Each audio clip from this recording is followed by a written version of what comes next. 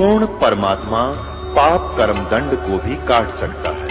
अभी तक जिस भी संत व महापुरुष से मिले उन्होंने यही बताया कि पाप कर्म फल भोगने से ही समाप्त होगा।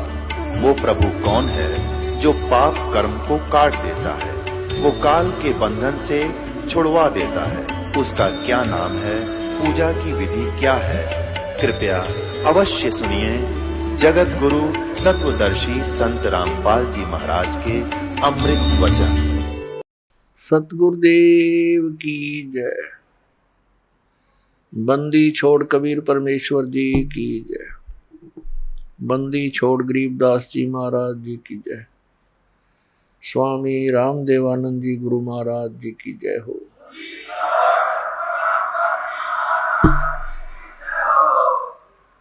गरीब नमो नमो सतपुरुष को नमस्कार। गुरु की नहीं सुर नर मुनि जन साधुआं संतों सर्वस्ती नहीं। सतगुरु साहेब संत सब दंडोतम प्रणाम। आगे पीछे मध हुए तिनको जहां कुर्बान। निराकार निर्विषम काल जाल व्यंजनम।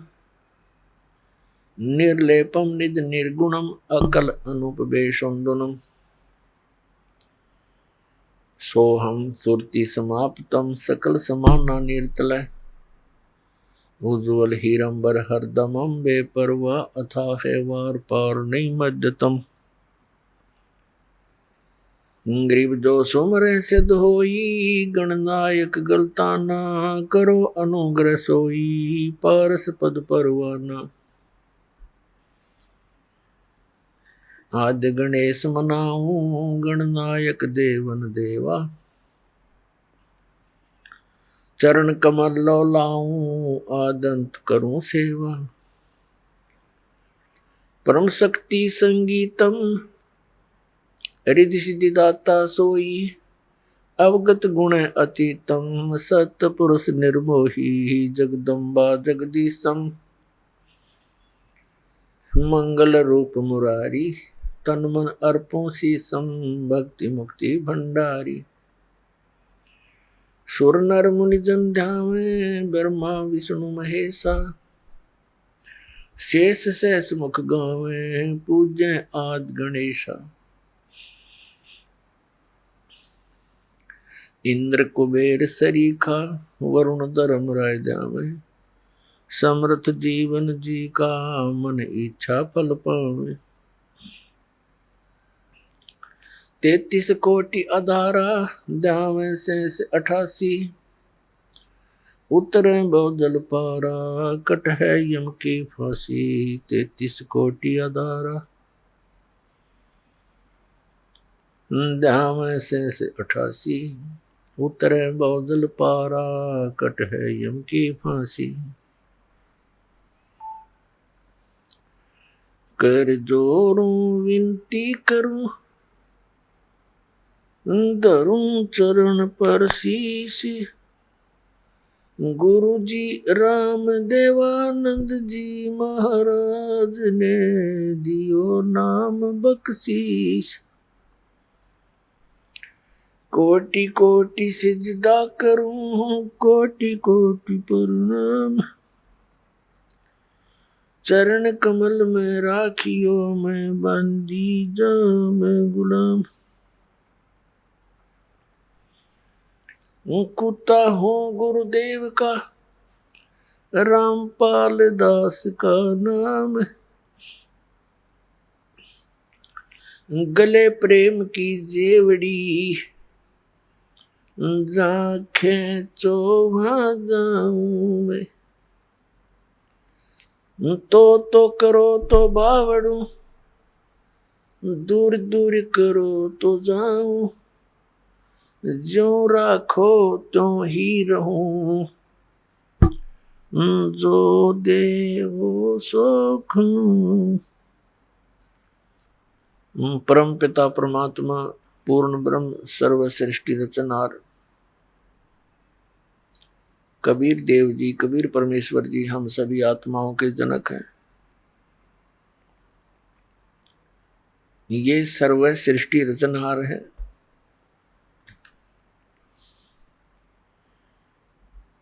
और हम सभी प्राणी जितने भी काल के इस लोक में हम फंसे हुए हैं, ये सभी जीव उसी परमात्मा के अंश हैं। वो हम सब का मालिक है, स्वामी है।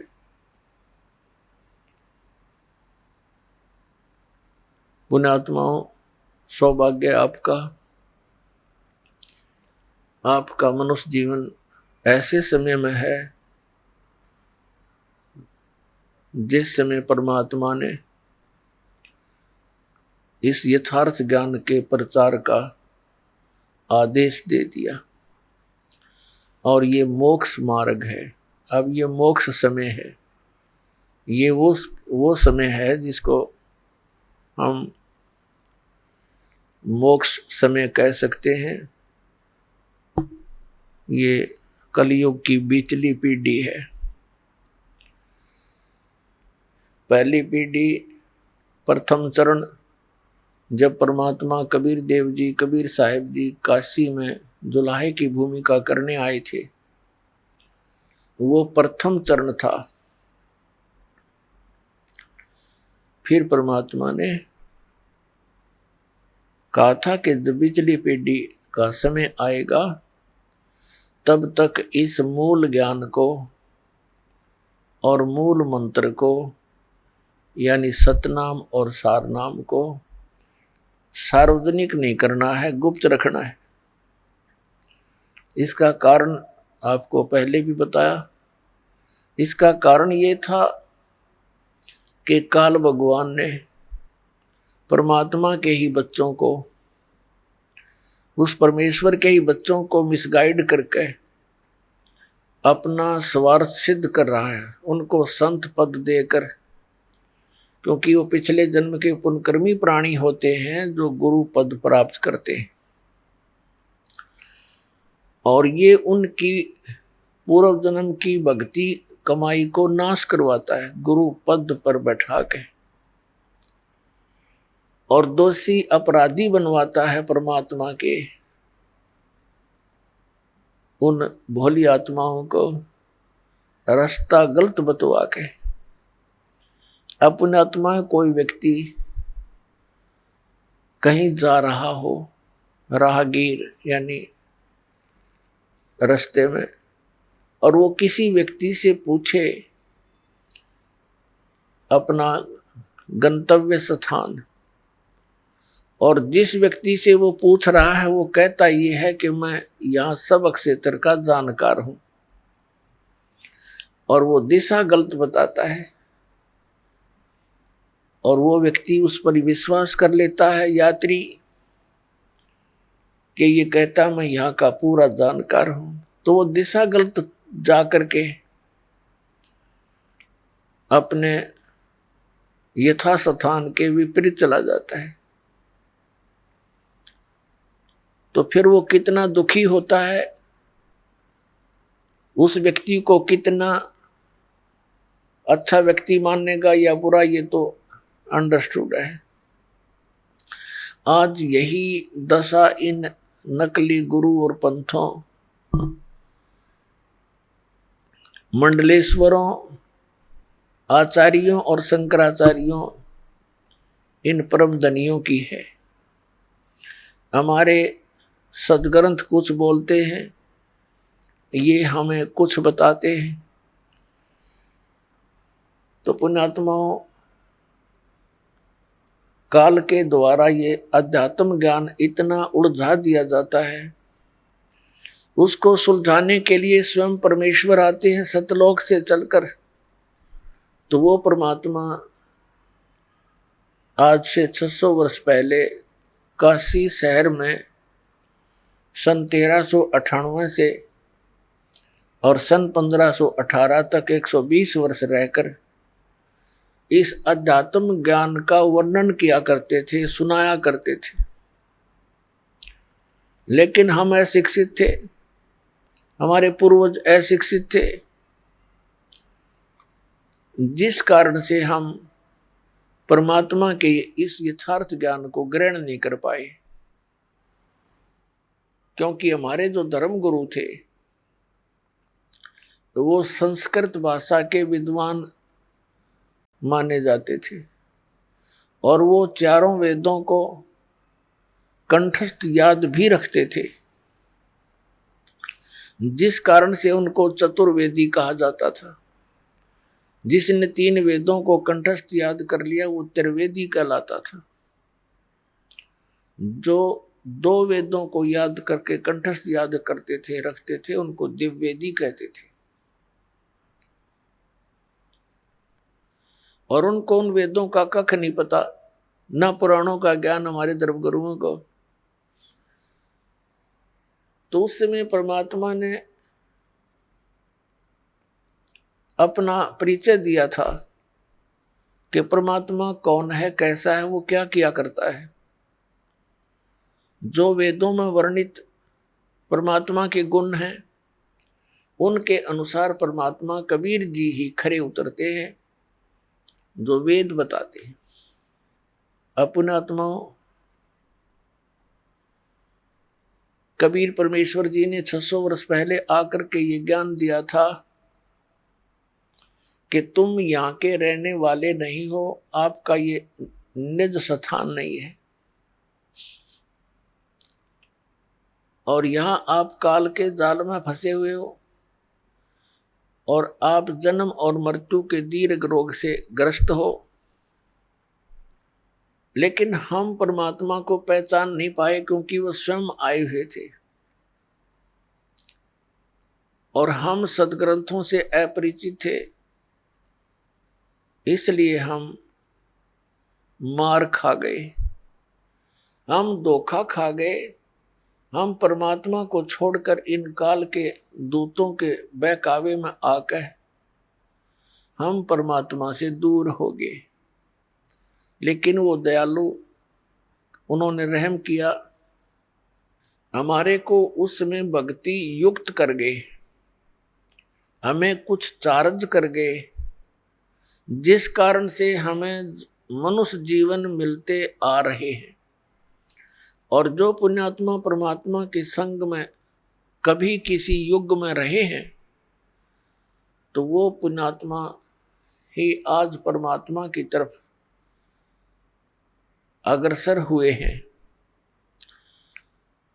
तो दुर्भाग्य है उन प्राणियों का जो परमात्मा की खोज में और काल के ग्रुप में जाकर सेट हो गए। वो काल के ग्रुप कौन कौन से हैं? पुण्यात्मा, काल ने, इस ज्योत निरंजन ने कहा था कि परमात्मा की इसकी वार्ता हुई थी, तब कहा था कि भगवान 3 युगों में जीव थोड़े ले जाना, सतयुग त्रेता द्वापर में कम जीव वापस ले जाना अपने लोक में, और चौथा युग जब कलयुग आवे तब तब शरण जीव बहु जावे। ऐसा वचन हर मोय दीजे, तब तो गवन संसार ही कीजे। परमेश्वर कबीर जी अपने पुत्र जोगजीत का रूप बना करके इसके 21वें ब्रह्मांड में वार्ता की थी। इसने पहले तो झगड़ा किया भगवान से, लेकिन समर्थता के सामने इसकी पार नहीं बसाई। फिर इसने चापलूसी का सहारा दिया, चरण पकड़ दिए और कहा, आप किस उद्देश्य लेकर आए हो, क्या उद्देश्य लेकर आए हो? तो परमात्मा ने इसको सारा स्पष्ट कर दिया कि मैं जाऊंगा तेरे नीचे के लोकों में और तूने इन प्यारी आत्माओं को कितना कष्ट दे रखा है। कोई पशु बना दिया, कोई पक्षी बना दिया, कोई कुत्ता बनाया, कोई गधा बनाया, मनुष्य बनाए तो इनके साथ कितनी यातनाएं दे रहा है। मैं इन प्राणियों को जाकर बताऊंगा कि तुम जिस लोक में रह रहे हो ये काल का लोक है, तुम सतलोक के रहने वाले हो और सतलोक में जाने की जो विधि, जो मंत्र है वो मेरे पास है, वो इनको दे दूंगा, फिर ये सतलोक आएंगे। तो फिर इसको चिंता होगी, पहले तो परमात्मा के साथ लड़ाई करनी चाहिए, लेकिन परमात्मा ने कहा, धर्मदास नाम के एक महापुरुष जो परमात्मा की उन प्यारी आत्माओं में से हैं जिनको भगवान मिले थे,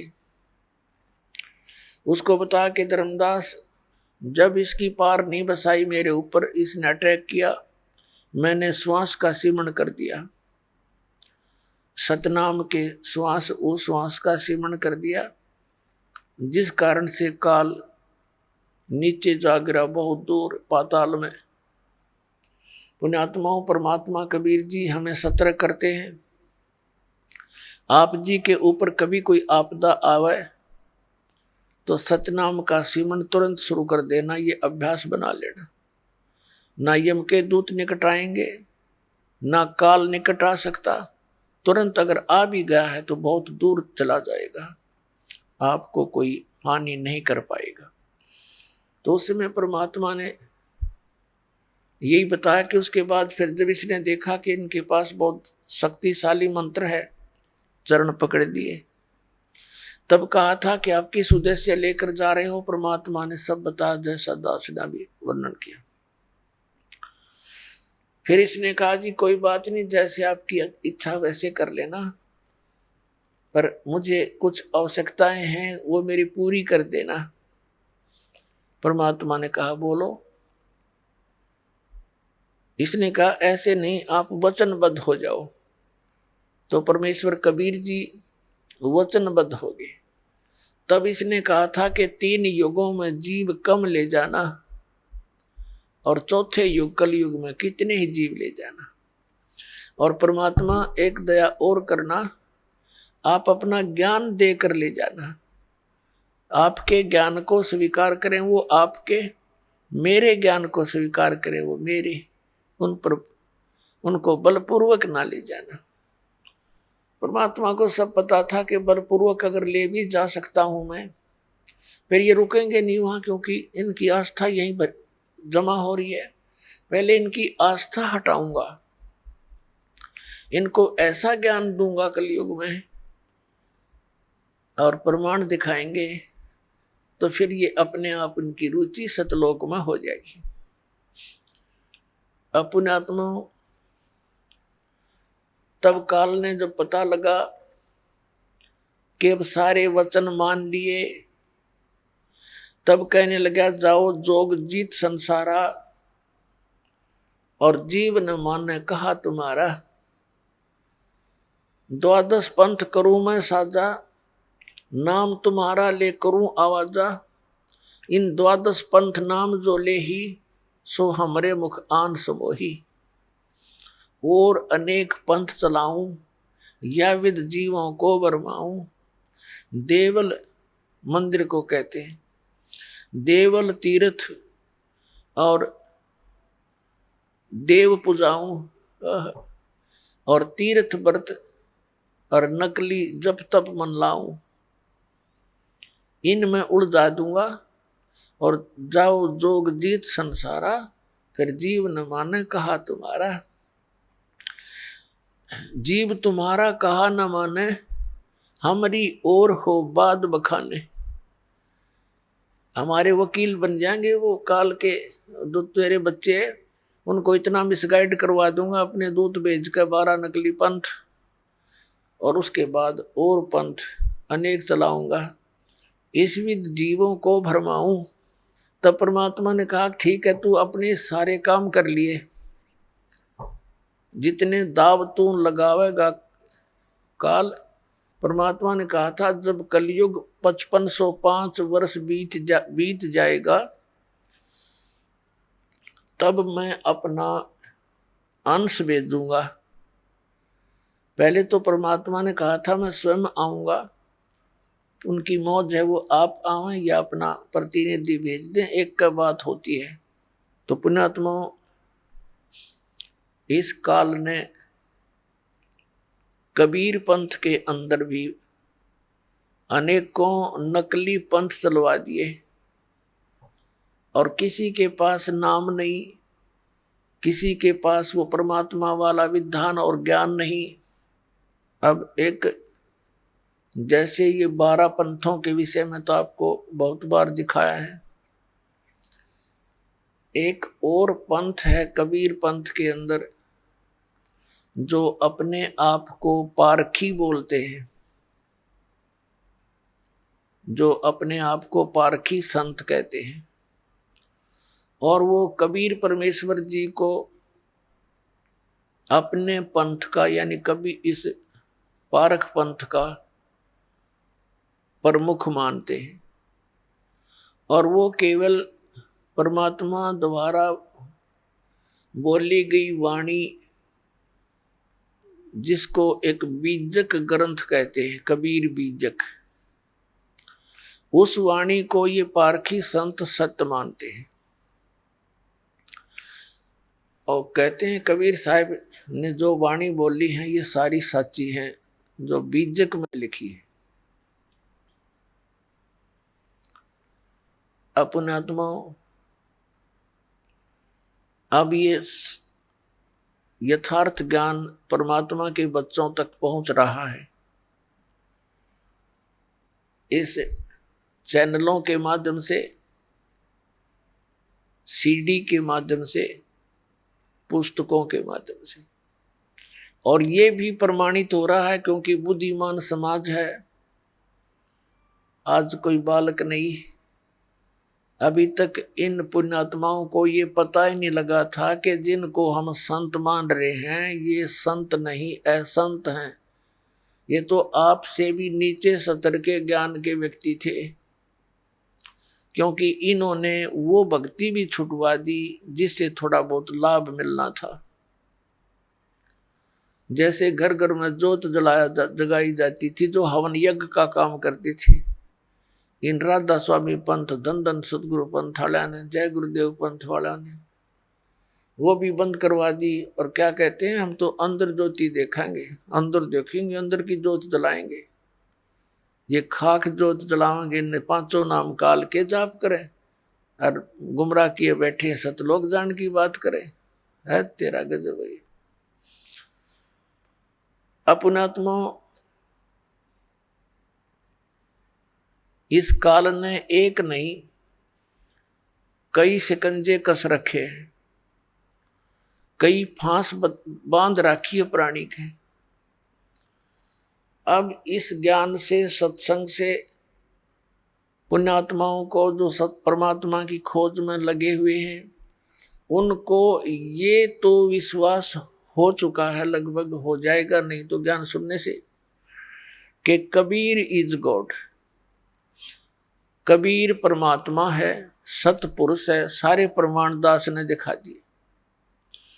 अब क्या समस्या आवेगी आपके समक्ष कि भाई यदि कबीर साहब ही भगवान हैं तो फिर बिल्कुल सही है। फिर तो कबीर पंथ में जितने महापुरुष हैं जो गुरु पद पर हैं, आम जनता जनसाधारण के मन में, भोले भालों के मन में ये बात मन में आवेगी कि भी सबसे पुराना कबीर पंथ में कौन सा स्थान है, हमारे किया और बीमारी है। हम सबसे पुराने नर बहुत उसको महत्वपूर्ण मानते हैं। तो पुण्यात्माओं, अब भोली आत्मा उन कबीर पंथ के उन नकली संतों के जाकर फंसना जा, इसलिए अब थोड़ा सा ये सतर्क और करना पड़ेगा। एक हमारा सेवक बना सन 1998 में, और उसको ज्ञान हो गया कि कबीर साहब परमात्मा है दास के प्रमाणों से। तो उसके अंदर काल ने के प्रेरणा भर दी कि अब कबीर साहब तो भगवान है ही, ये तो अंडरस्टूड हो गया। बुद्धिमान बच्चा था, लेकिन ये घनी बुद्धिमान, घना जो चतुरता है इस मार्ग में हानिकारक भी होती है। तो उसके मन में क्या दोष आया जो दास ने अभी बताया। उसने सोचा जब कबीर साहब ही भगवान हैं और गुरुजी इस दास के बारे में सोचा, ये तो अभी सन 1994 से नाम देने लगे हैं और ये तो बहुत नए से हैं, और कहीं ऐसा ना हो उन पुराने आश्रमों में उनके पास तो बहुत ही यथार्थ ज्ञान मिलेगा। तो उसने इस दास को इस अपनी जो उसने धारणा बना रखी थी परिचित नहीं होने दिया और कहा, जी ऐसे ऐसे हमारी इच्छा है कि कबीर बट देख कर आवें, बांधवगढ़ का वो स्थान देखें जहां धर्मदास जी हुए हैं। मैंने कहा चलो भाई देख आते हैं। संगत थोड़ी थी, थोड़े ही भक्त बने थे सन 1998, फिर 99 की बात है। सन 2000 में फिर हम कहाँ गए, कबीर बट है एक, कबीर बट ये गुजरात स्टेट में भरूच एक शहर है। भरूच शहर से 12 किलोमीटर की दूरी पर एक मंगलेश्वर गांव है। मंगलेश्वर गांव के पास एक शुक्ल तीर्थ नाम का पहले एक गांव था और उसमें जीवा दत्ता नाम के 2 ब्राह्मण भाई रहते थे और वो परमात्मा के शिष्य हुए थे। उन्होंने ज्ञान सुना कि अभी पूर्ण गुरु के बिना मोक्ष नहीं हो सकता। दोनों भाइयों ने विचार विमर्श किया कि भी हम जिस भी संत के ज्ञान विचार सुनते हैं हमने तो वो पूरा दिखाई देता है, अब हम कैसे निर्णय करें कि कौन सा पूरा है और कौन सा अधूरा है। तो उन्होंने अपनी ही सोच के आधार से एक फैसला कर लिया, निर्णय कर लिया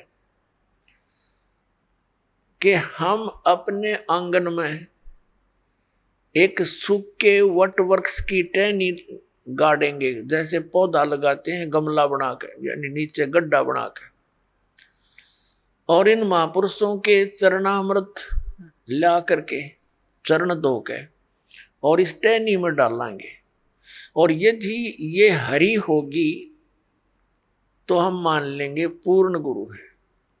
इस दृष्टिकोण से उन्होंने जहां भी जिस संत का नाम सुना वहीं पहुंच गए और उनसे प्रार्थना की, दासों को चरणामृत दीजिए। अब संत इस बात से नकारा नहीं करते कि ले बेटा ले लो, उनके चरण धोएं और डाल के पात्र में घर ले आवें, आते उसमें डालते हैं। 2 दिन बाट देखें, 2-3 दिन कुछ नहीं होता, हफ्ते 10 दिन, फिर दूसरे के पास जाए, तीसरे के पास जाए, सब जगह जा लिए जिनका बोलबाला था। अब ये उनको ज्ञान हो गया था कि मनुष्य जीवन परमात्मा प्राप्ति के लिए ही प्राप्त हुआ है, और यदि मनुष्य जीवन प्राप्त करके भगवान मिले नहीं तो व्यर्थ है, और पूरे गुरु बिना भगवान नहीं मिले।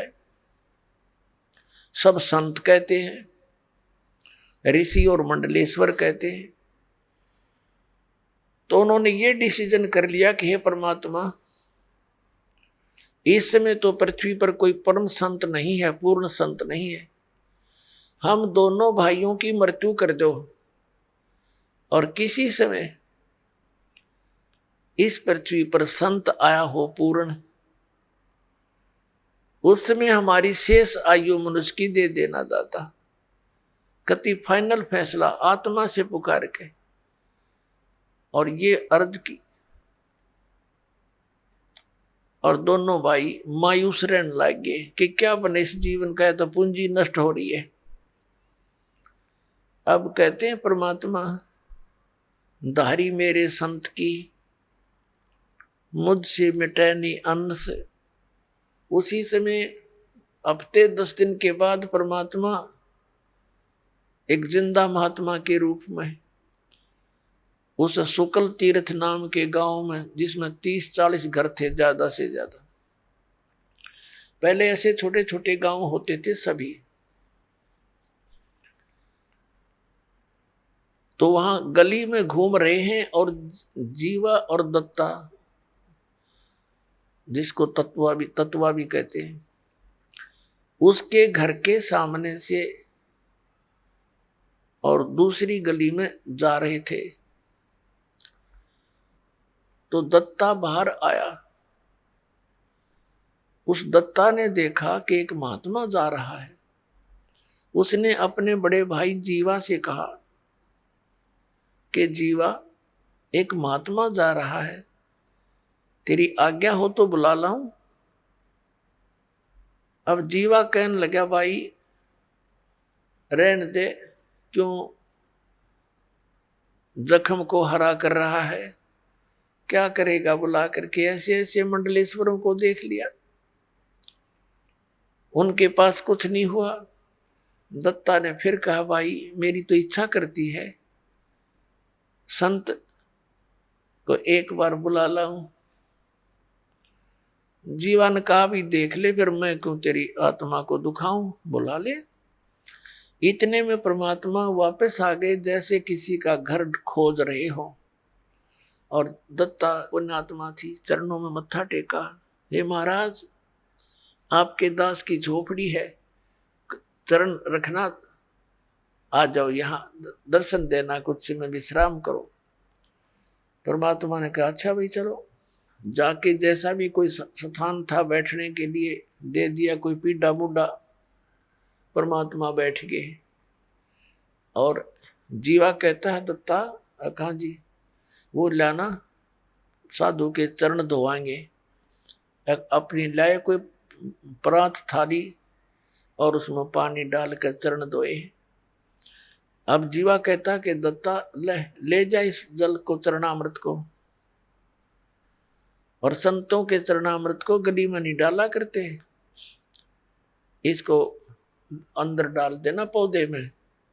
अच्छा जी। अब दत्ता गया आंगन में, और जो ही वो लगा डालने जल डालते डालते ही वो सूखी टहनी जो गलने लगी थी नीचे से, वह एकदम हरी भरी होगी। बोलो सतगुरुदेव।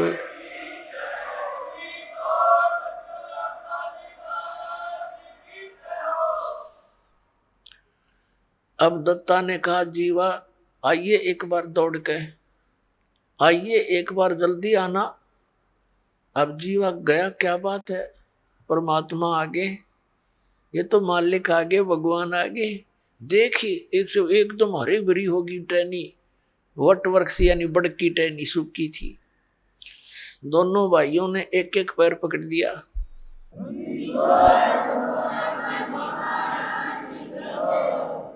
दोनों भाइयों ने एक एक पैर पकड़ लिया।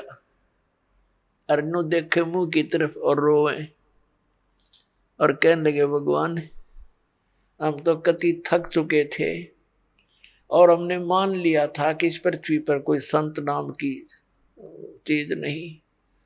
ये भगवान आप पहले क्यों ना आए दाता, हमने बहुत प्रयत्न किया, बहुत खोज करी। परमात्मा कहने लगे, बेटा मैं आता जाता पहले भी तुम्हारी आत्मा से मैं खूब परिचित था, तुम्हारे हृदय की कसक से। यदि मैं पहले आ जाता और ये हरी भरी भी हो जाती, और ये थी तो कोई दुख दिखता कोई ना, जो तुम वैसे ये संत की पहचान नहीं होती, फिर भी मैंने तुम्हारी आस्था को देख करके यह लीला करनी पड़ी बेटा। यदि मैं पहले आ जाता और ये हरी भरी हो जाती, तुम उपदेश ले लेते, ठीक है, फिर तुम्हारे मन में यह धारणा और आती कि हो सकता है एक बहुत बड़ा मंडलेश्वर है, उसका बड़ा बोलबाला है, उसके हजारों की संख्या में शिष्य हैं, कहीं वो हमारे गुरु से भी अत्यधिक शक्तिशाली हो, तो तुम बेटा फिर धक्के फिर भी खाते। और उस समय जब गुरु बना लिया, उसके बाद मन में आपके ये धारणा आती, तो बेटा मेरे से भी खत्म हो जाते, क्योंकि गुरु के प्रति अविश्वास होने से नाम खंडित हो जाता है। गुरु बनाने से पहले खूब छानबीन करे, खूब हर तरह से उसकी परीक्षा करे, और उसके बाद अगर आपके मन में दोष आता है तो आपका नाम नहीं रहता, कनेक्शन कट जाता है। अपनात्मा ये ज्ञान तो है यानी परम संत के लिए, ये परम संत के ऊपर लागू हैं ये सारे नियम, और हमने ला रखे नकलियां के ऊपर। लेकिन परमात्मा कबीर जी ने कहा कि झूठे गुरु के पक्ष को तजत ना लावे वार, झूठा गुरु हो तो तुरंत तुरंत त्याग दे, और सही गुरु मिलने के बाद फिर मन में आपके कोई दोष रहता है, फिर आप नाम रहित हो जाते हैं। तो बेटा मैं पहले आ जाता, तुम फिर भी धक्के खाते। मैं इसलिए देर से आया हूं कि तुम्हारी सारी फड़क निकल ले, और तुम इन सारे संतों ने टटोल लो पहले, नहीं तो फिर बात बिगड़ जाती। तो दोनों कहने लगे महाराज जी यह बात आपकी 100 की 100 सच्ची, 100%। क्योंकि आप तो एक सिंपल से आदमी, और उनका बोलबाला हमने कति परख कर देख लिया, उनके पास ये शक्ति नहीं थी। फिर परमात्मा ने कहा बेटा केवल यही एक उदाहरण नहीं होना चाहिए, एक संत की पहचान इस सब एक पॉइंट से नहीं होती। संत की पहचान उसके ज्ञान से होती है। अब सुनो मैं तुम्हें ज्ञान सुनाता हूं। परमात्मा ने उनको कई दिन तक अपने द्वारा रची हुई सृष्टि का ज्ञान दिया। तो कहने का भाव ये है कि वो जो सूखी टहनी लगाई थी कबीर परमेश्वर जी के चरणामृत से वह हरी भरी होगी थी, उस टहनी ने एक बहुत बड़े वट वृक्ष का रूप धारण कर लिया। अब वो पूरा मंगलेश्वर गांव भी वहां से खत्म हो गया, इधर उधर जाकर बस गए, क्योंकि वो एक टापू सा है, और उस टापू को नर्मदा नदी ने अपना दोनों तरफ से, चारों तरफ से घेर रखा है। वहां नर्मदा नदी, नर्मदा दरिया 2 भागों में बंटकर आगे जाकर फिर एक होकर समुद्र में गिर जाती है। तो वहां टापू बना रखा था, वो टापू था वो मंगलेश्वर गांव। तो अब वहां कोई नहीं रहा। वहां जब टापू में वो बदल गया तो बाहर आके रहने लगे। वहां अकेला वो वट वृक्ष रह गया। उस वट वृक्ष के विषय में बताया है कि लगभग 900 एकड़ में का घूम गया, फैल गया। लगभग 600 वर्ष पुराना वो वट वृक्ष आज भी विद्यमान है, जीर्ण शीर्ण हो रहा है। उसको अब लगभग 1.5, 2, 3 एकड़ में अब भी है। और वहां कबीर पंथ का एक महंत पद से ये परंपरागत वहां एक आश्रम है, उस वट वृक्ष के नीचे ही, बड़ के पेड़ के नीचे। और वो केवल महंत पदवी इसलिए रखी गई थी कि ये यादगारें, जो अद्भुत लीलाएं घटनाएं घटी हुई हैं, ये सुरक्षित रहें। इस पिछली पीढ़ी तक के कबीर परमात्मा के द्वारा की गई लीलाएं आज भी उनके अवशेष बकाया है। तो पुण्यात्मा उस वट वृक्ष को देखने के लिए पहले हम गए बांधवगढ़। बांधवगढ़ के अंदर कुछ नहीं पाया। वहां उनका धर्मदास जी का लड़का था नारायण दास, वो परमात्मा की शरण में नहीं आया था। फिर परमेश्वर कबीर जी ने आदरणीय धर्मदास साहिब जी को अपनी कृपा से 60 साल की उम्र हो चुकी थी उनकी, धर्मदास जी की, तब एक संतान, एक पुत्र दिया था। उस पुत्र से उसका वंश चला था, और उस पुत्र के साथ बड़ा बेटा हमेशा विरोध रखता था, उसके साथ जो है ना झगड़ा रखता था। उसने वहां से छोड़ दिया था बांधवगढ़। दूसरे छोटे लड़के ने कहीं और चला गया था, कुदरमाल वगैरह नाम बताया, MP में। तो बांधवगढ़ में वो हमारे साथ था, वो हमारा सेवक। उसने बाद में बताई दास को फिर ये बातें। तो उसने जाकर के बांधवगढ़ में जो महात्मा से दिखे थे उनसे बात करी, अलग से चर्चा की, ज्ञान गुण की बातचीत की। फिर हम वहां से चल पड़े वट वृक्ष देखने। हम वट वृक्ष पर पहुंचे तो वहां एक महंत था, अच्छी गद्दी लगा रखी, एक झूला के ऊपर बैठा वो, और एक दो उसका सेवक उसको झुला रहा था। तो उससे उसने एकांत में बात करी। हम कहीं उधर अपने बैठे थे। उससे पूछा, जी सार नाम क्या है, सत नाम क्या है? वो कहने लगा, मुझे तो मालूम नहीं। मेरे मामा जी की दुकान थी, मेरे मामा जी रहा करता यहाँ पर महंत, उसकी मृत्यु होगी, मेरी तो लकड़ी की दुकान थी, मुझे यहाँ बैठा दिया, मुझे नहीं मालूम यहाँ क्या है। हाँ, इतना अवश्य है कि ये वट वृक्ष के विषय में जानता था, बाकी सार नाम के बारे में मुझे नहीं मालूम। ऐसे वह बांधवगढ़ में उन संतों से पूछा, उनने भी यही जवाब दिया, कोई कुछ बतावे, कोई कुछ ना बतावे, ये मंत्र है, ये मंत्र है। फिर हम पहुंच गए और कई स्थानों पर गए, बड़े बड़े जो कबीर पंथ के थे। तो सब जगह घूम कर हम वापस आ गए। वहां चल बच्चे देख लेंगे, परमात्मा के स्थान है, अच्छी बात है। फिर आकर के उसने बताया, कहने लगा, जी ये यात्रा मेरे लिए वरदान सिद्ध होगी। मैं कहा, भाई ऐसी क्या बात है, बताइए। कि मैं इतना नालायक और नीच व्यक्ति हूं। उसने अपनी सारी गलती मान ली कि मैंने ये सोचा था कि कबीर तो परमात्मा है ही है, कबीर जी तो इसमें कोई सकरा है को नहीं, सारे प्रमाण आपने दिखाए थे। तो मेरा नो शक था कि जब कबीर जी भगवान है तो इनके पूरे मेथड से कबीर पंथ के जो साधु संत हैं वो तो गर्क पावेंगे, कति सैचुरेट पावेंगे, वो तो परिपूर्ण होंगे। मैं बोला, फिर भाई क्या देखा? अगर वो, मैं बोला, बेटा अगर वो परिपूर्ण होते तो दास ने डले ढोंड की क्या जरूरत थी? क्या जरूरत थी ये संघर्ष करने की?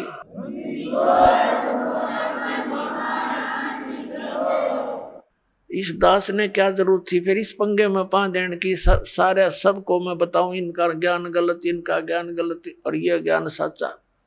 और सभी बोली आत्मा भी नो सोचे, रामपाल निंदा करता है, नंदक को और सच्ची बताऊं। तो उसने फिर बताया, जी मैं ऐसे ऐसे किसी से पूछा, महाराज जी सार नाम क्या है?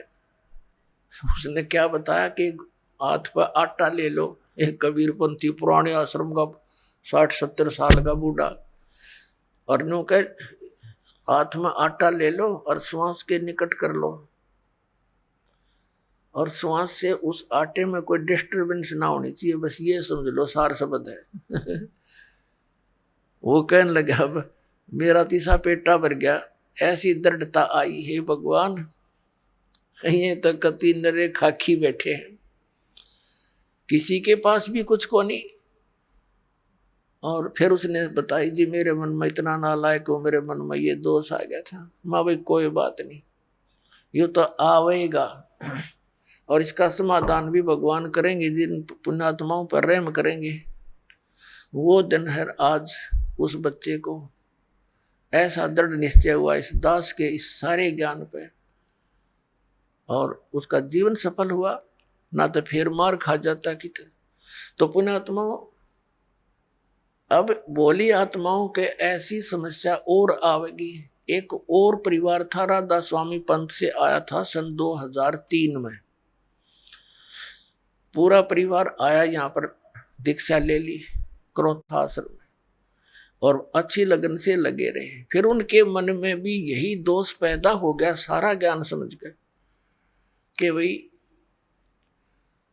अब दामा खेड़ा के अंदर धर्मदास साहिब जी की गद्दी से संबंधित संत बताए हैं। कोई सिर फिरा मिल गया उनको दामा खेड़ा के गद्दी का कोई भक्त, उसने बता दिया उनको कि पूर्ण मोक्ष चाहिए तो दामा खेड़ा गद्दी वालों से ही होगा। कबीर साहब ने उनको वरदान दे रखा है। अच्छा, उनको झाड़ा लाने का वरदान दे रखा, कनपेड़ झाड़न का।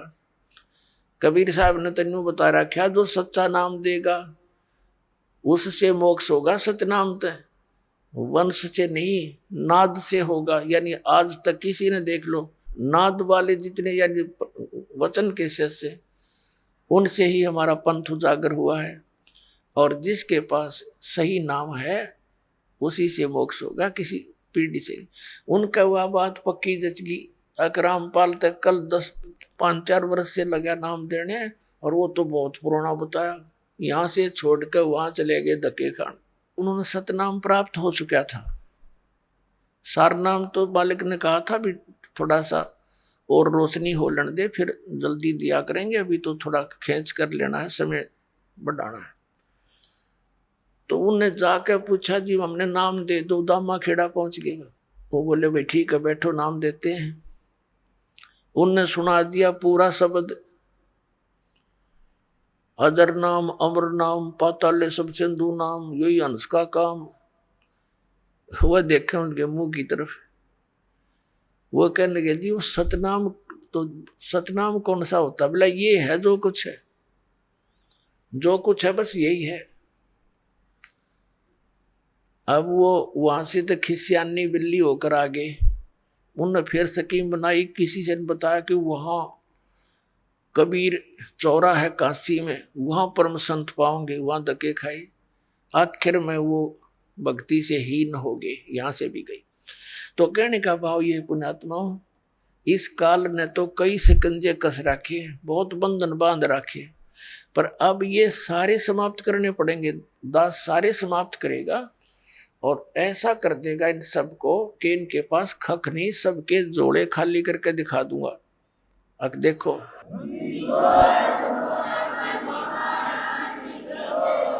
अब इस कबीर परमात्मा के नाम पर काल के 12 पंथ चले, और उन्हीं का इतना विस्तार हो गया है कि कई करोड़ों की संख्या में कबीर पंथी है।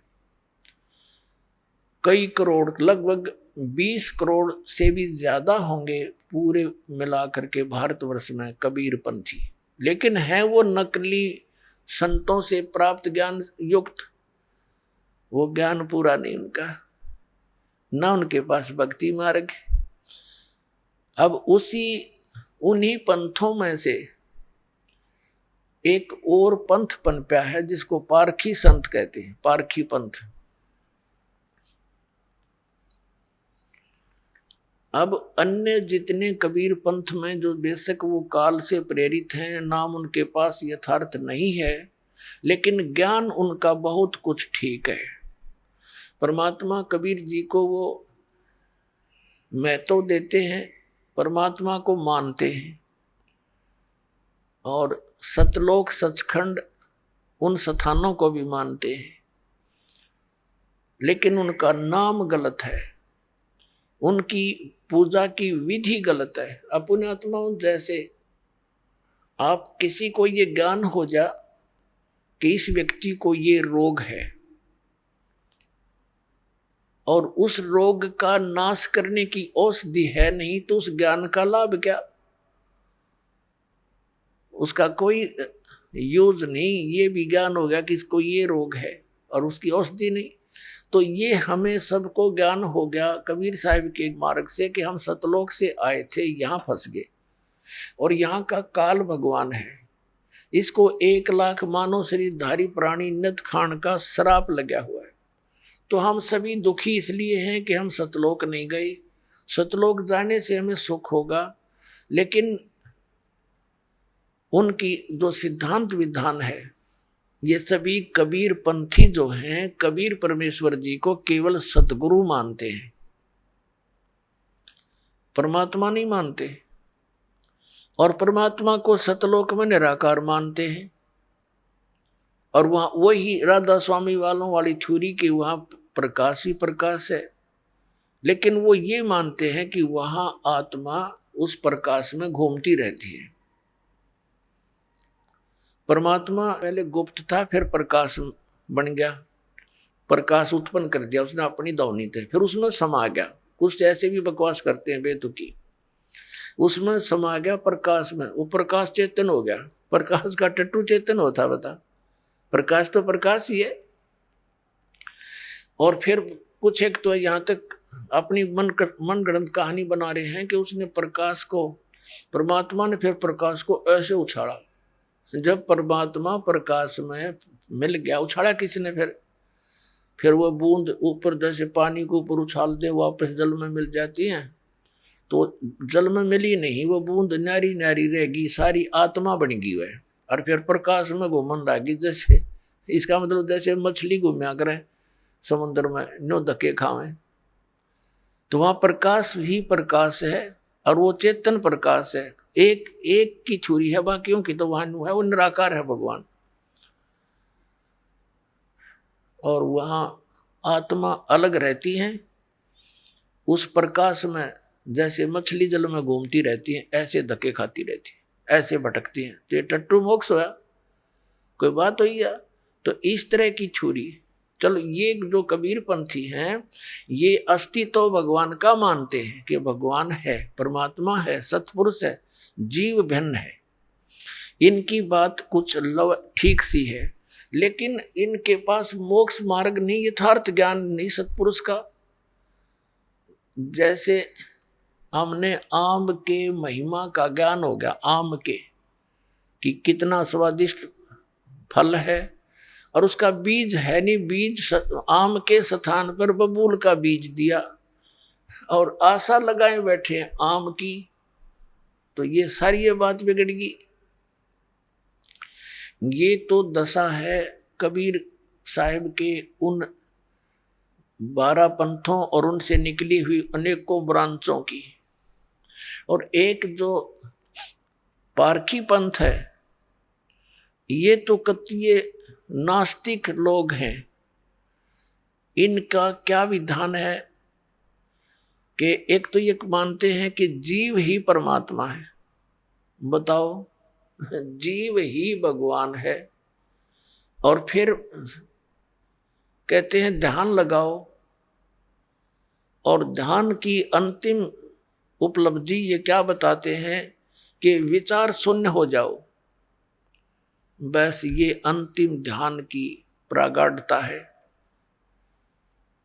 और जीव ही भगवान है, ये तो इनका ज्ञान है, और विचार शून्य हो जाना ये इनका ध्यान है। इन ते कोई पूछने वाला हो, भले पुरुष हो, जब परमात्मा जीव ही भगवान है, तो फिर साधना की और ये आश्रम बनाने के लिए पुस्तक छापने की आवश्यकता रहेगी? 2 अक्षर की बात है कि भगवान तो है नहीं, जीव ही भगवान है। बताओ, कोई बुद्धिमान व्यक्ति इस बात को स्वीकार कर लेगा? और उसने भी लाखों लोग बका रखे, मूर्ख बना रखे। एक अभिलाष दास नाम का एक ये पारखी संत कहलाता, बताए इनको संत कहते आने भी शर्मावा हमने। अभिलाष दास नाम का एक संत है, इलाहाबाद और कई स्थानों पर उसने आश्रम बना रखे। एक बुरहानपुर नाम का एक स्थान है, शहर है, और वहाँ इस पारख सिद्धांत के बहुत से महात्मा रहे हैं। बहुत पुराना, 150 वर्ष पुराना लगभग वो स्थान है। अब इनकी क्या छुरी है ये बताता हूं आपको। ये कहते हैं ईश्वर परमात्मा कोई नहीं, जीव ही ब्रह्म अर्थात परमात्मा यानी ईश्वर है। सृष्टि का कोई कर्ता नहीं है। जगत को ये बिना ईश्वर का मानते हैं। ये कहते हैं ईश्वर, जब ईश्वर है ही नहीं, भगवान है ही नहीं, तो ये परमात्मा रहित मानते हैं इस संसार को और सृष्टि को।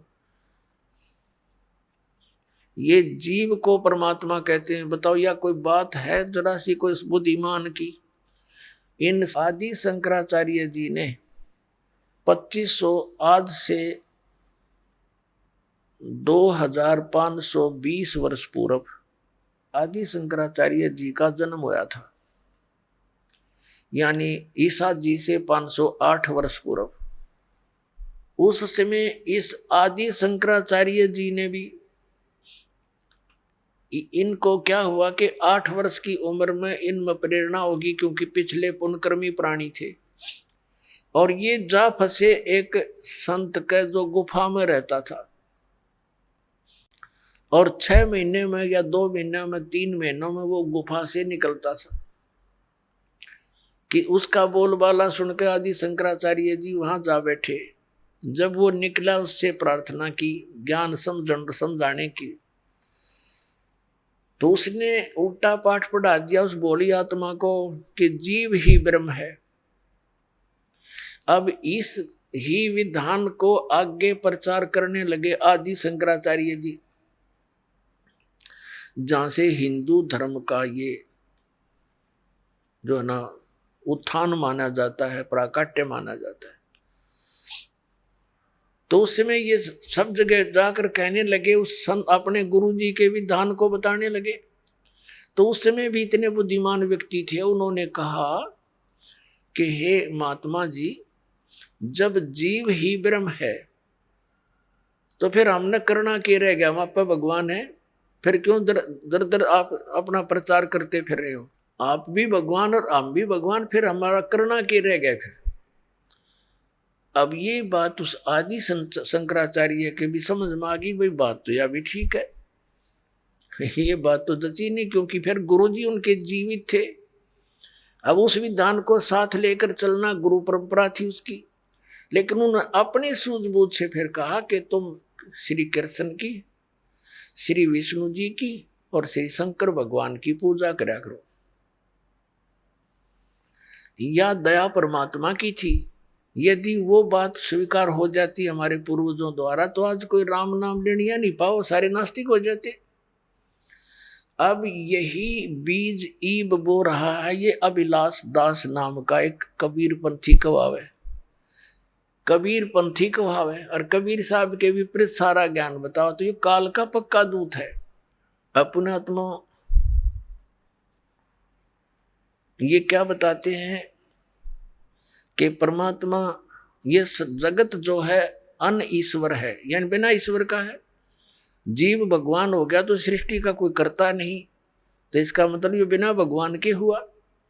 अब हमारी श्रीमद् भगवत गीता क्या बताती है कि जिस व्यक्ति की ये स्टेटमेंट है कि जगत का कोई कर्ता नहीं, ये अपने आप बनता और बिगड़ता रहता है, यानी प्रलय होती है, फिर सृष्टि होती है।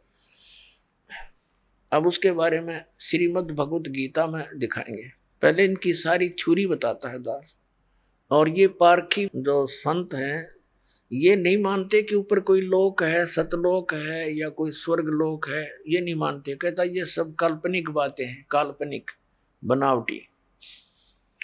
और ये इनका ये भी मानना है, जैसे कोई प्रश्न करता है क्या परमात्मा भक्तों पर दया करता है, दुष्टों को हानि करता है? वो कहता है कि जब भगवान है ही नहीं और परमात्मा किसी पर ना रहम करता है ना कोई दुख देता है, वो कुछ नहीं करता,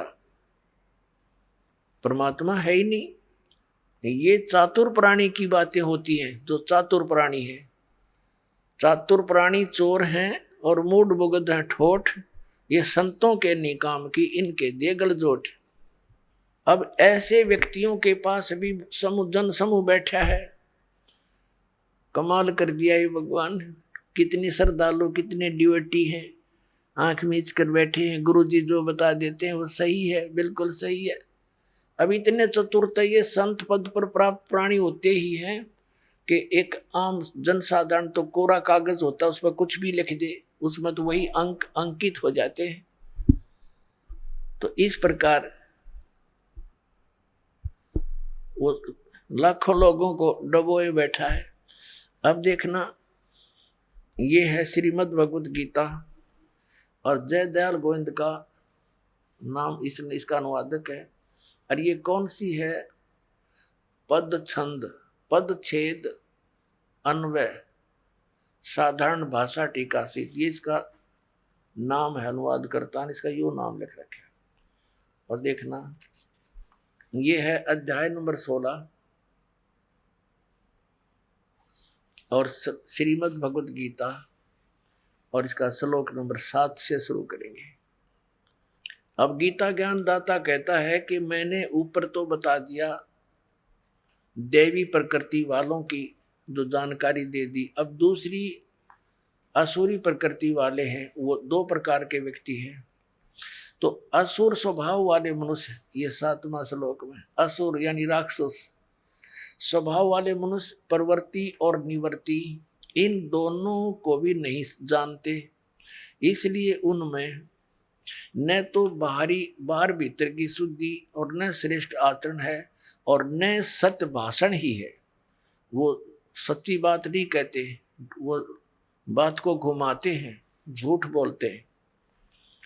अब 8वें श्लोक में देखिएगा, अध्याय नंबर 16 के 8वां, वे असुर प्रकृति वाले मनुष्य कहा करते हैं कि जगत आश्रय रहित है, सर्वथा असत्य और बिना ईश्वर के अपने आप केवल स्त्री पुरुष या नर मादा के संयोग से उत्पन्न है, केवल काम ही इसका कारण है, इसके सिवा और क्या। 9वें में कहा कि इस मिथ्या ज्ञान को अवलंबन करके जिनका स्वभाव नष्ट हो गया है और जिनकी बुद्धि मंद है, वे यानी जड़मती, वे सबका अपकार करने वाले कुकर्मी उग्र कर्मणा माने निकम्मे, ये बकवाद करने वाले कुकर्मी मनुष्य जगत के नाश के लिए ही समर्थ होते हैं, प्रगट होते हैं। इसका अर्थ ये, अपनात्मा इस पवित्र श्रीमद् भगवत गीता ने ये स्पष्ट कर दिया कि वो राक्षस स्वभाव, असुर स्वभाव के व्यक्ति होते हैं जो ये कहते हैं कि कोई भगवान नहीं, यानी सृष्टि अन ईश्वर है, ये जगत अन ईश्वर है, इसका कोई भगवान नहीं। अब ये जो कबीर पंथी कहलाता है, वैसे तो इसको कबीर पंथी कहते हुए दास को तो शर्म आती है, लेकिन इनके ज्ञान को सार्वजनिक किए बिना जनता को समझ में नहीं आवे कि ये कितना मिथ्या ज्ञान प्रचार करे। इस अभिलाष दास जी ने एक गीता सार लिखा है। इससे कोई पूछता है, जैसे इसके भक्त काफी यहाँ आए थे, हमसे मिलते रहते थे, उनसे वार्ता होती रहती है, तो वो क्या बताते हैं कि वो अभिलाष दास जी ने बड़े कई सैकड़ों पुस्तक बना रखी है और एक गीता सार भी बना रखा है। वो गीता सार पढ़ा दास ने। ये चातुर प्राणी होते हैं जो इनके इस अज्ञान विधान में उल्टे सुलटे करके जो समर्थन इनको महसूस होता है, उनको तो ये ले लेते हैं अपने प्रमाण में और बाकी श्लोक छोड़ देते हैं। श्रीमद् भगवत गीता में 700 श्लोक हैं और इस बड़े पुरुष ने अपने अनुसार जो इसको चाहिए थे, जो इसके अनुकूल थे, वो सेलेक्ट कर लिए, बाकी छोड़ दिए। फिर ये ऐसे व्यक्ति अज्ञानी पुरुष क्या कहा करते हैं कि ये गीता में मिलावट है और सही सार निकाल कर हमने दे दिया गीता सार, ये सही गीता है। दिखाऊं आपको, इनके देखिएगा, ये है पुस्तक गीता सार, अभिलाष दास इसके अनुवाद। आगे पूरा डिटेल दिखाएंगे यहां से।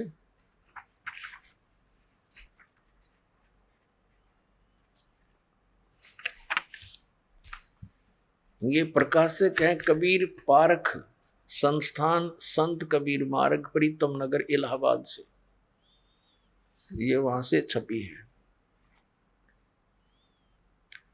पहली बार सन 1975 में उत्तरा जो बता कब से ये विष घोल रहा है समाज में, 1975 में पहली बार छपी थी।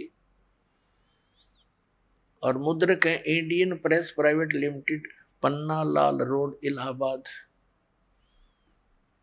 अब दिखाता हूं आपको इसकी कलाबाजी, देखियो। वाह, एक तरफ तो ये कहते हैं भगवान किसी का भला बुरा नहीं कर सकता, और फिर गीता सार के 8 पृष्ठ पे ये क्या कहता है, ये क्या कहता है विलास दास, सारा कुछ भूमिका लिख कर ये क्या कहता है, गुरुदेव सबका मंगल करें और यही शुभ आकांक्षा। बता, एक तरफ तक है यो कि भगवान कुछ नहीं कर सकता, फिर गुरुदेव तेरा मंगल करेंगे, तेरे गुरुजी मंगल करें, सबका भला करें। है इनकी दोगली बातें, कहीं सिर पैर नहीं पाओगे। अभी तो सटाट है इसकी कलाबाजी, दिखाता हूं। ये देखिएगा, अध्याय नंबर 16 का इसने अनुवाद किया है अपनी इस गीता सार में। अध्याय 16 और ये गीता सार, इसने 1 से लेकर ये 6वां श्लोक है, ये 6वां श्लोक है। इसमें वही इसने क्या क्या किया है, इसकी देखो कितनी कलाबाजी है। यहां से दिखानी पड़ेगी थोड़ी। इस चतुर आदमी ने क्या कर रखा है, इसने खुद अनुवाद किया। इसने क्या लिखा है, जो ये पुस्तक दास ने अभी आपको दिखाई थी, गीता प्रेस गोरखपुर से प्रकाशित है, इसको इसमें से कहा कि मैंने अनुवाद इसमें तो लिया, इसका अनुवाद ले रखा, और फिर अपनी उस अज्ञान विधान को, अपने अज्ञान विधान को सिद्ध करने की कुचेष्टा की। ये देख, ये आपने भी देखा था, ये गीता है, गीता प्रेस गोरखपुर से। पद छेद, इस गीता का ये नाम है पद छेद अन्वय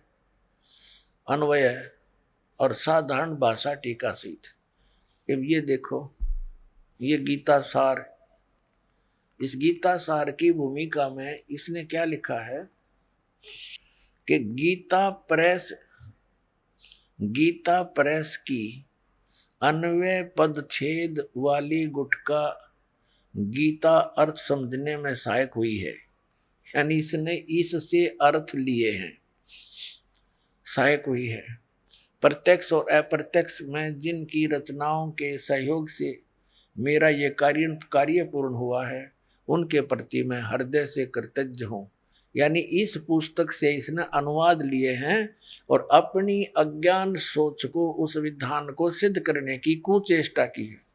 अब हम आते हैं इसके द्वारा अनुवादित 16वें अध्याय के और 17वें श्लोक में। ये गीता सार है, ये गीता सार और पृष्ठ 203 पे। अब 7वां श्लोक इसने कैसे किया है, असुरी स्वभाव वाले ये नहीं जानते कि क्या करना चाहिए और क्या नहीं करना चाहिए।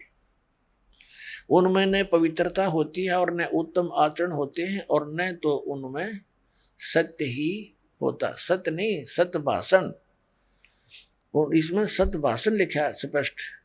अब आगे देखो, आसुरी स्वभाव वाले यह नहीं जानते कि किस कार्य को में प्रवृत्त होने से भलाई है और किस कार्य से निवृत्त होना चाहिए, अथवा कर्म मार्ग क्या है तथा त्याग मार्ग क्या है। वे कर्तव्य अकर्तव्य बुद्धि से हीन होते हैं। ठीक है, यह लिखा नीचे इसी में, उनमें सत्यता की बहुत कमी होती है। असुर स्वभाव के लोग होते, उनमें सत्यता की यानी सच्चाई नहीं होती, उसकी बहुत कमी होती है। 204 पृष्ठ पे गीता सार।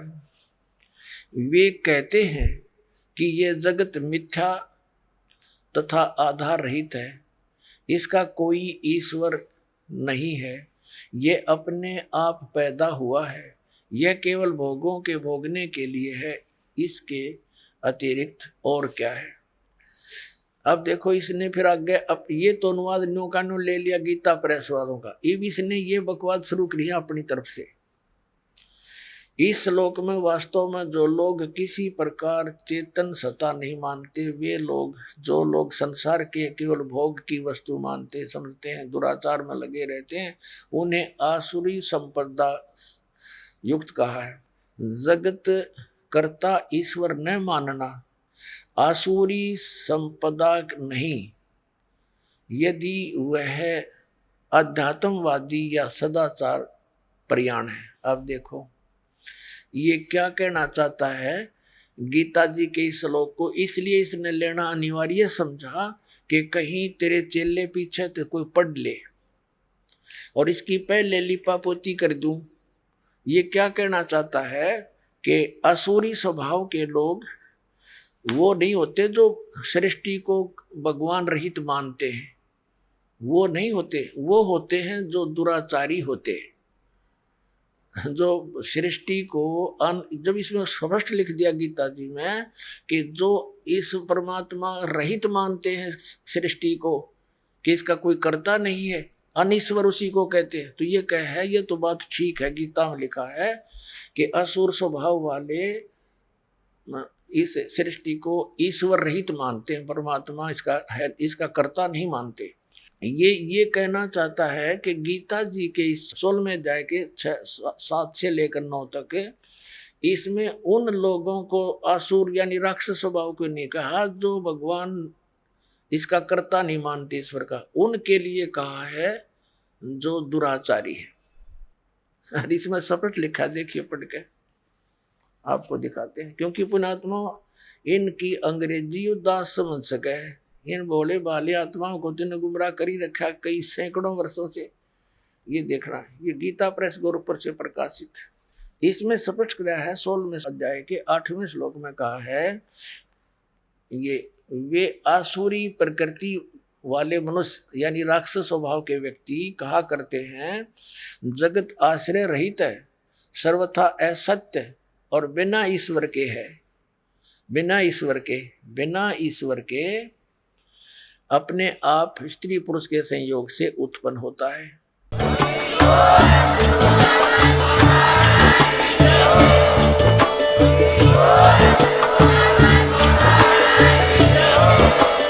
आप सुन रहे थे जगत गुरु तत्वदर्शी संत रामपाल जी महाराज जी के मंगल प्रवचन। अधिक जानकारी के लिए विजिट कीजिए हमारी वेबसाइट www.jagatgururampalji.org। संत रामपाल जी महाराज जी के शुभ आशीर्वाद से पूरे विश्व भर में 500 से भी ज्यादा नाम दीक्षा केंद्र हैं, जिन पर संत रामपाल जी महाराज जी द्वारा ऑनलाइन निशुल्क नाम दीक्षा दी जा रही है। अपने नजदीकी नाम दीक्षा केंद्र का पता करने के लिए संपर्क करें 8222880541।